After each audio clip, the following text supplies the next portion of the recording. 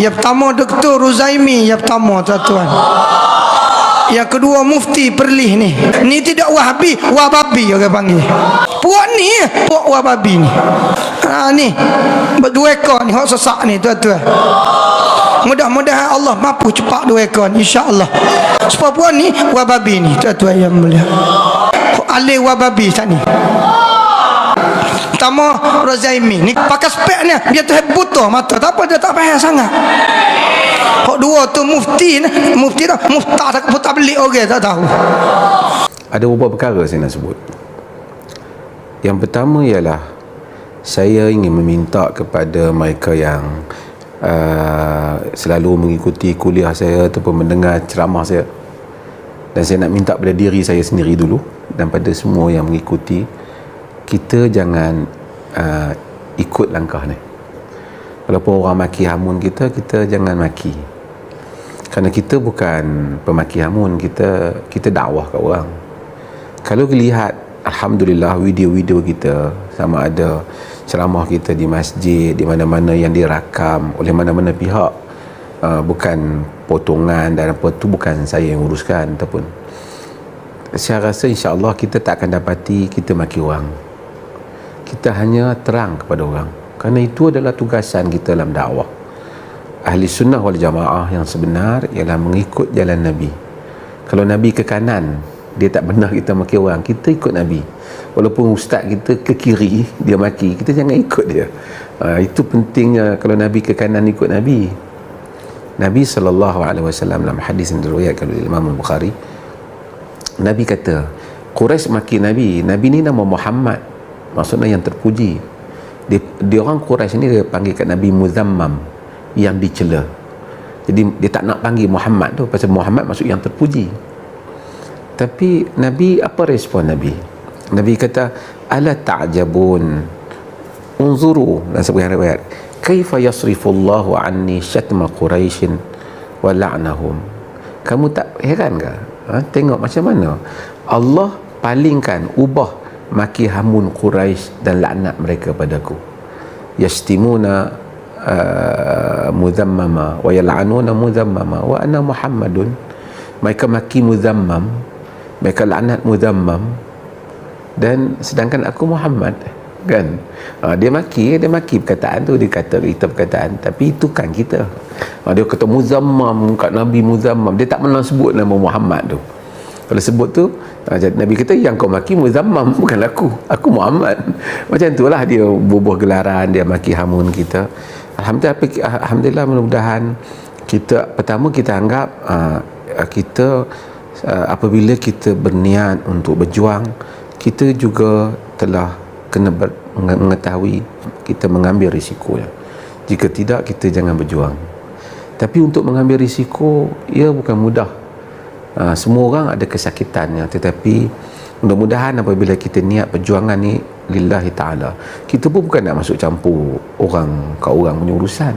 Tapi apabila orang sebut tentang Nabi kita, kita respon lah, rasa tanggungjawab kita. Kan kita ni Nabi bagi tanggungjawab kepada setiap orang yang mempunyai pengetahuan untuk yahmiluna hadzal ilm min kulli khalafin udulu. Ilmu ini dibawa bagi setiap generasi orang-orang yang amanah terhadapnya. Yanfuna anhu tahrif al-ghalin. Dia menafikan daripada ilmu ni penyelewengan orang-orang yang melampau. Dia nak agama tapi melampau, sebahagiannya. Wa imtihal al-mubtilin, tokok tambah orang-orang yang menokok tambah dalam agama. Wa ta'wil jahilin, dan takwilan orang-orang jahil. Riwayat Imam Ahmad dan Ibn Qayyim menyokong hadis ni. Lepas dia ni khilaf tentang keadaan sanad ni, apapun ia lebih mendekati hasan. Apa yang penting ialah kita kena, bila kita dengar orang kata Nabi ke kanan, kita kena ikut guru ke kiri, kita kena ulas, kerana tanggungjawab kita kan untuk mengulasnya. Tapi kita tak maki pun. Kalau kita lihat pengulasan kita, bahkan kita tak sebut pun nama siapa, kita menyebut kenyataan itu. Dia sensitif, tak apalah. Tapi kita insya-Allah berpegang dengan prinsip yang sama. Kita tak maki. Walaupun dia sebahagian tu mengaku dia ahli sunnah wal jamaah, tapi itu bukan ahli sunnah wal jamaah. Ahli sunnah wal jamaah ialah jalan Nabi dan para sahabat radhiyallahu anhum ajma'in. Kita tak maki dalam hal ni, dan kita minta orang kita pun jangan maki. Orang kita lah, orang yang mendengar kuliah-kuliah kita, jangan maki. Tak apalah, maki tu supaya biar itu dia. Agama ni agama yang lurus, dinul qayyim. Kita ikut jalan agama yang lurus ni. Kita ulas kan, dia sensitif, dia maki balik. Sebenarnya tu bukan cara dia. Kalau dia rasa ni, dia bagi tahu jawapan yang sebenarnya apa, baru ilmiah. Pasal kita tak maki, kita bagi tahu argument kita apa, hujah kita apa. Jadi itu saya punya respon saya lah. Ya. Terima kasih Datuk. Semua Datuk tahu ataupun tidak yang dengarnya penceramah ini sedang ada kes dahsyat yang sedang dibicarakan di mahkamah. Yalah, saya tak kenal dia ni, tapi bila kes ni maki dia tu ni, adalah orang tunjuk kat saya. Tapi saya nak kata macam ni, kita benda-benda personal ni bukan cara kita berhujah. Dia punya isu tu, dia dengan mahkamah ke, isu apa dia dengan personal, dia selesaikan dia urusan kita. Ketika kita berhujah, kita hanya berhujah tentang perkataan dia. Urusan peribadi dia dijawab dengan Allah Ta'ala, dan kita beriltizam dengan manhaj kita yang hanya mengulas perkara-perkara ilmiah ni. Kerana kita bukan nak ulas kerana nak dapat viral dalam medsos. Kita sekadar nak melansaikan tugasan kita di hadapan Allah Azza wa Jalla, yang menjadi tanggungjawab sesiapa yang ada pengetahuan sedikit sebanyak, apabila lihat satu benda yang salah, dia betulkan. Dan kita tak benci peribadi dia. Kalau dia datang rumah kita, kita jamu dia makan. Kalau dia datang nak jumpa kita, kita bagi dia makan. Kita tak benci peribadi dia, kita tak setuju perkataan dia, kita tak setuju apa yang dia sebut. Tapi sebagai insan, sebagai manusia, sebagai orang Muslim, kita harapkan semua kita masih lagi, kalau ada salah ke apa, masih lagi dalam daerah tersilap, tersalah ataupun tersasul, supaya Allah ada keampunan untuk semua. Tapi kita kena betulkan yang salah tu, supaya orang lain tak ikut. Untuk dia kita doakan, supaya dia doa kita tak baik, itu urusan dia. Tapi kita doakan supaya Allah beri kepada dia petunjuk, seperti mana beri juga pada kita. Allah berikan kepada dia bimbingan dan tunjuk jalan yang benar, seperti mana juga kita memerlukan hal itu. Dan Allah juga bimbing kita semua pada akhlak yang baik, seperti mana dia ada hadapi kes itu. Itu urusan dia dengan Allah. Kalau ada yang salah, dibetulkan, ditutup yang aib, dibimbing kepada yang baik. Dan itu kita memang ajar orang kita pun macam tu. Sejak dulu alhamdulillah kita konsisten. Mereka boleh carilah ceramah kita kat mana yang kot maki orang ke, pergi cerita perangai tak elok pribadi orang. Saya rasa hal yang sama kalau berlaku di sebaliknya, bunyinya lain lah. Kan? Tapi alhamdulillah kita konsisten dengan itu, kerana ini adalah dinul qayyim, agama yang lurus. Kan? Zalika dinul qayyim, itu adalah agama yang lurus, agama yang betul, dan demikian kita kena mengikutinya. Terima kasih. Saya sedih bila tengok orang yang mengaku ahli sunnah tapi memaki hamun, bahkan mendoakan yang buruk pada ustaz. Saya sendiri takut dengan doa yang disebut tu. Saya doa pada Allah semoga ustaz diberi kesabaran dan pahala di atas ujian. Soalan saya, bolehkah orang Islam mendoakan yang buruk sesama Islam? Baik. Terima kasih atas soalan. Yang pertama sekali, saya pun terkejut jugalah bila mendengar seorang ustaz, dia orang panggil ustaz budak. Saya pun tidaklah begitu mengenali dia, tetapi saya tengoklah video tu dan saya pun agak terkejut juga, begitu marahnya dia kepada saya dan juga Datuk Mufti Perlis. Saya pun tak tahu kenapa. Kalau betul pun apa yang kami lakukan dalam isu memberikan teguran kepada saudara Muhaizat, Bagi saya itu adalah tanggungjawab kami apabila melihat ada perkara yang tidak kena yang disebutkan oleh saudara Muhaizat itu. Dan bukan hanya saya yang menegur, bahkan ramai lagi asatizah lain yang menegur perkara yang sama. Saya tak tahulah kalau teguran itu dianggap sebagai satu benda yang memusuhkan, yang menjadikan kita bermusuhan. Sedangkan teguran yang kami berikan itu bukanlah teguran yang bersifat nak ajak bergaduh, tetapi hanyalah untuk mencari kebaikan sesama kita sebagai orang Islam. Jadi kalau ada di mana-mana kesalahan yang kita lihat dilakukan dan ia telah disebarkan secara umum dan kita cuba untuk menegurnya, maka itu sebahagian daripada tanggungjawab Muslim. Ad-dinun nasihah, agama itu nasihat. Tapi kalau dah kata nasihat pun tak boleh nak bagi, sehingga kami didoakan dengan doa yang buruk, sehingga kalau tuan-tuan dengar video tu pun tuan-tuan tak sanggup nak kata ini tok guru ke bukan ni kan.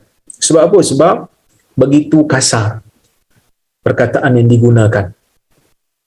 Maka saya menyeru kepada diri saya dan juga kita semua yang mengikuti kuliah saya, kita janganlah melampau apabila berbeza. Jangan takabur apabila berhadapan dengan nasihat orang. Kerana takabur inilah yang menyebabkan iblis berada dalam murka Allah Subhanahu wa ta'ala selama-lamanya. Orang yang beriman apabila mendengar nasihat yang diberikan kepadanya, kalau nasihat itu berbentuk, orang kata apa, nasihat yang benar, mengandungi kebaikan, orang yang beriman dia akan terima. Kerana sifat kita sentiasa mencari kebaikan. Adapun saya bila tengok video tu, mula-mula saya tak sanggup jugalah, tapi lama-lama saya tersenyum melihat gelagat manusia yang mendakwa diri mereka belajar tasawuf, selalu melazimi kuliah-kuliah teori yang berkaitan dengan jiwa, tetapi bila masuk bab berbeza pendapat, berbeza pandangan, nasihat menasihati, begitu buruknya akhlak mereka, begitu buruknya mulut mereka apabila berbicara dan mengecam golongan yang menegur dan memberikan teguran, memberikan nasihat. Ada orang cakap juga pada saya, kamu ni tak ada kerja lain, asyik nak debat saja, asyik nak ajak orang dialog saja, asyik ajak orang debat saja. Pertama tuan-tuan, dalam isu ni saya tak ajak, dia yang sebut nama saya. Kan, dia sebut nama saya. Lepas tu video yang kedua dia kata, mu makan cili, mu terasa pedah. Siapa makan cili dia terasa pedah, itu disebut dalam video kedua. Masalah bukan siapa makan cili, siapa tak makan cili. Masalahnya awak telah menyebut nama saya dan awak telah menyebutkan tentang perbincangan. Kalau dijemput, yang itu yang saya faham, kalau dijemput semua sekali ulama dunia pun dia hadir. Nak sampai nak orang kata apa, nak bawa berapa butir kereta dengan ramai lagi nama Datuk Guru disebut. Jadi saya kata okey, kalau nak berbahas, kalau nak berbincang, kita buat terbuka dengan berdisiplin, dengan format yang persetujui, dengan tarikh yang ditetapkan. Kita buat elok-elok daripada kita mendoakan yang tak baik pada sahabat-sahabat kita, orang yang memberi teguran. Lebih baik kita bersemuka, kita bagi tahu di mana yang tak betulnya teguran kami kepada saudara Muhaizat tersebut. Kan, bukan masalah bukan kami saja, ramai lagi tapi nama kami disebut. Itu yang kedua. Yang ketiganya tuan-tuan, memang ada dalam dalil para sahabat ada berdoa keburukan kepada orang Islam yang lain, tetapi orang yang jahat, orang yang zalim. Kan, orang yang jahat dan orang yang zalim. Jadi kalau betul kami ni jahat dan zalim, tolong bagi tahu di mana yang jahat dan zalimnya. Dan dialog itulah tempat untuk berbahas. Tapi yang peliknya dalam video terbaru yang saya terima, dikatakan pula saya ni orang kata apa, macam seolah-olah macam tak layak lah nak berbahas sebab saya tak pakai sorban, maka tak ikut sunnah. Saya pun heran, masa dia sebut nama saya dalam video pertama, masa dia sebut nama saya, dia tak tahu ke saya tak bersorban? Dia tak nampak ke saya ni memang daripada masa dia kritik pun saya tak pakai sorban? Itu yang pertama. Yang keduanya, sorban tak sorban ni benda sunat. Paling kuat pun bukan wajib, benda sunat. Dan bila masa pula benda sunat jadi penghalang untuk kita berbahas dan berdialog? Itu yang kedua. Yang ketiganya, cepat betul dia ni hilang ingatan. Dia yang ajak, lepas tu dia kata dia pula lupa. Jadi sebab itu saya kata saya okey je, tak ada masalah. Kalau nak berdialog, kita dialog. Pilih tarikh, pilih format, kita berdialog. Bukan apa, bukan dialog ni untuk menang. Dialog ni untuk mencari kebenaran. Kalau betul saya salah, saya boleh belajar daripada beliau. Dan kalau saya dapat menegakkan hujah saya, maka terimalah seadanya. Kan? Tapi yang tak lalunya tu disebut perkataan-perkataan yang jelek, perkataan-perkataan yang saya tak tahulah adakah layak seorang yang digelar sebagai orang kata apa, ustaz, mengeluarkan perkataan yang begitu. Dan yang menyedihkan lagi, bila disebut perkataan-perkataan yang kesat, perkataan-perkataan yang jahat, perkataan-perkataan yang kotor, disambut pula dengan laungan Allah, Allah, seolah-olah Allah meredai dan merestui perkataan-perkataan yang kotor dan jijik ini. Maka sebab itu tuan-tuan, benda ni adalah sesuatu benda yang kata apa? Yang menyedihkan. Yang menyedihkan, yang tak sepatutnya kita lakukan, yang sepatutnya kita sokong dan sebagainya. Ramai jugalah yang bagi bila kata apa, bila saya terima je dialog, jemputan dialog tu, hantar mesej kat saya dengan memberikan perkataan-perkataan yang kotor, mengutuk saya, mengatakan saya anak dajjal dan sebagainya. Saya sabar je, kerana kita ni dalam nak menegakkan kebenaran, kita tak perlu pun kepada makian. Tak perlu orang kata apa, mengutuk, tak perlu mencaci, tak perlu mencarut, kerana kebenaran tak perlukan benda tu. Kebenaran memerlukan kepada dalil, kebenaran memerlukan kepada kalam Allah dan Rasul. Itulah kebenaran dalam agama. Tapi peliknya, mereka-mereka ini, puak-puak mereka ini, ketika mana kita menganjurkan untuk diberitahu kepada orang awam dalil, mereka bukan main lagi mengatakan tidak layak, tak perlu tahu dalil. Sampai ada yang nak lempang bawa orang tanya dalil. Tapi dalam bab maki ni, boleh pula orang awam dengar makian dan kutukan daripada mereka, sedangkan makian dan kutukan itulah yang sepatutnya orang awam tak payah dengar. Patutnya maki, kutuk, mencarut, itu yang orang awam tak payah dengar. Kau pergi mencarut seorang-seorang kat rumah sudah. Tapi bab maki, bab carut, boleh pula orang awam dengar. Tak adakah itu baik? Itu tak baik, tuan-tuan. Wallahu'alam.